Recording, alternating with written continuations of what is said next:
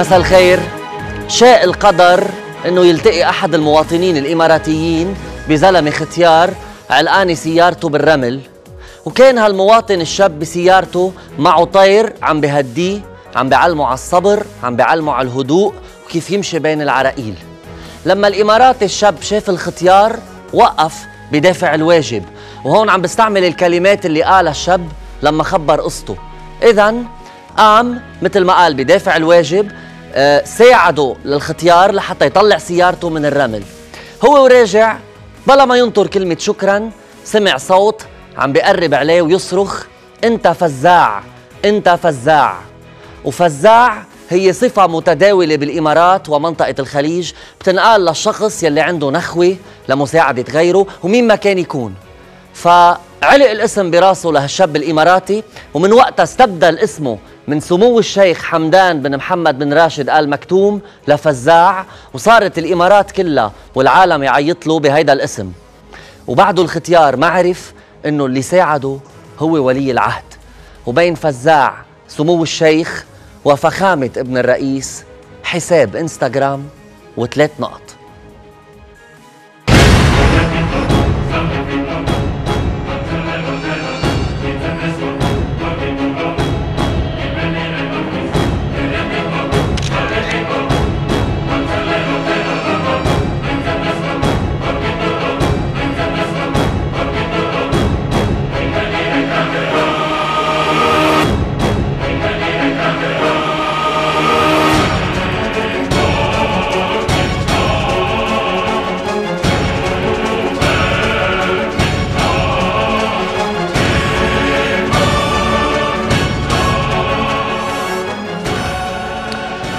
ما راح احكي عن النجاح الكبير اللي عم بيحققه فزاع او الشيخ حمدان بن محمد بن راشد آل مكتوم، ولا عن المناصب اللي بيشغلها من ولي عهد دبي لرئيس مجلس دبي الرياضي، رئيس المجلس التنفيذي لحكومة دبي، رئيس مؤسسة محمد بن راشد لدعم مشاريع الشباب، رئيس مجلس إدارة مصرف دبي وغيرها.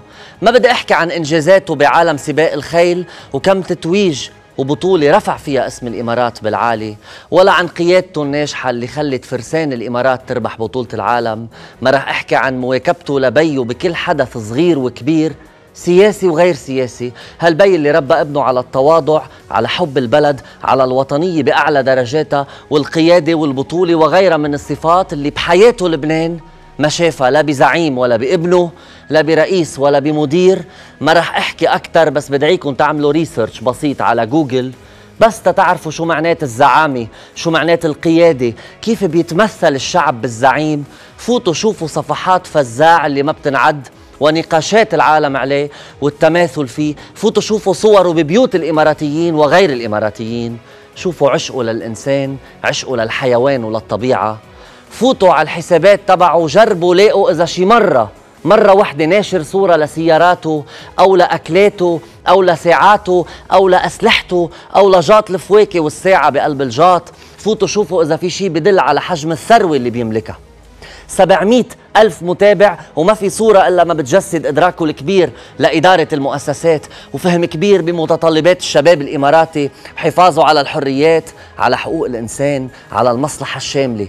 وإذا طلعنا حكينا وقلنا بدنا قادة بهالشكل اللي تماثل فيهم وبيعبروا عن متطلبات الشباب اللبناني والمواطنين، بخونوك، بيعملوك مش وطني، بيعملوك عم تحكي عن دول الخليج والإمارات لأنك بتقبض منهم، وبيقولوا لك شو بيه لبنان وقياديي لبنان. لا، اخلصنا بقى. من أين لك يا شرب ميشيل سليمان الحياة يلي عايشها بهيدا الشكل؟ الصور اللي شفناها فيهم سيارات توصل قيمتها تقريبا يمكن للمليونين دولار، عدا عن الهليكوبتر اللي بيتنقل فيها، عدا عن الطيارة الخاصة اللي بيسافر فيها، عدا عن الساعات والذهب والمجوهرات والأسلحة.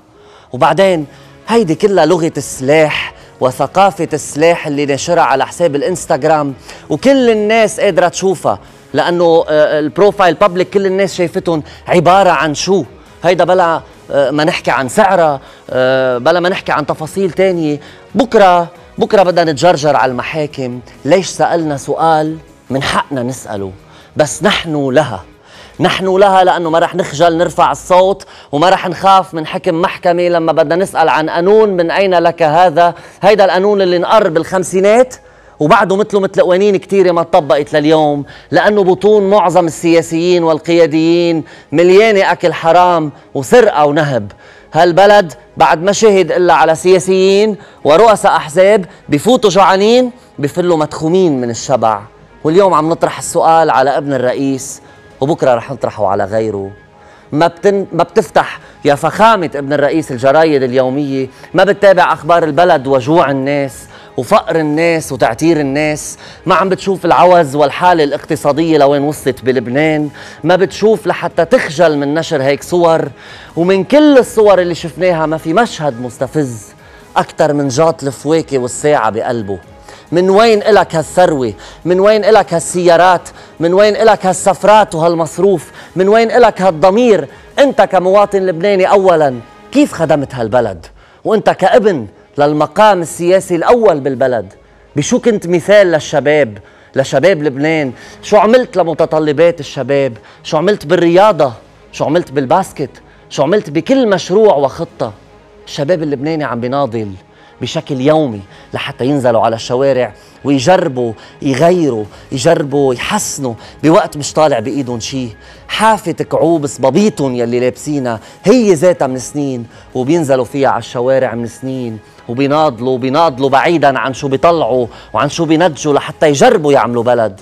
وانت نازل نشر بهالصور وكأنه ما بيعني لك البلد، ما بتعني لك معاناة الشعب اللبناني. صرت ابن فرنسا، صرت ابن لندن وأمريكا والبورش والرانج والشانزليزيه. هيدا حسابك وحياتك على الانستغرام، ومقابله في حساب ولي العهد. قارن حسابه بحسابك يلي عملته برايفت قبل الحلقة بعد ما وصلك انه رح نحكي عنه الليلة. تليفوني سكرته وما بدي رد على حدا، وما بعرف نية اتصالك في اليوم يلي بعتذر اني ما رديت عليه. صار لنا سنين بهيدا النضال، ولا مرة اجينا منك اتصال يدعم مطلب حكينا فيه او يقول بدي حط ايدي بايدكم.